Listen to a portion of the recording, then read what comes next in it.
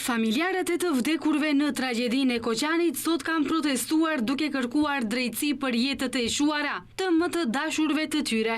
Ata thonë se dëshmit janë të mjaftueshme që drejtësia ta zë vendin e vet për të rinjtë që humbën jetën. Ata kërkojnë përgjegjësi nga institucionet shtetërore. Direktno go postavljam.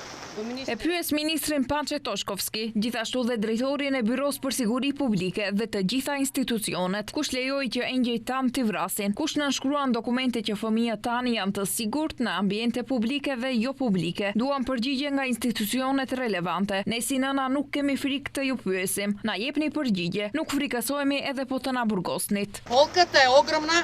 Dhimbja është e madhe për fëmijët tan të humbur. Ne nuk kemi më çfarë të humbasim. I kemi humbur më të dashurit tan. Ajo që duam është që drejtësia të ketë emra dhe mbiemra, apo akoma thoni se nuk keni dëshmi të mjaftueshme, apo mos doni ne prindërit t'u ndihmojmë, apo vetëm ta marrim drejtësinë në dorë. Duam t'i pyesim prokurorët sa vlen një jetë e re në këtë vend të shtrenjtë. A aq janë të pavlefshëm fëmijët tonë që këta të akuzuar i lironi kaq shpejt? Çka sikur këta fëmijë të ishin fëmijët tuaj? Me pankarta, protesta paqësore dhe apele, ata shprehen edhe një herë pakënaqësitë e tyre me rrjedhën e procedurave dhe kërkuan një zgjidhje të shpejtë dhe të drejtë nga institucionet kompetente.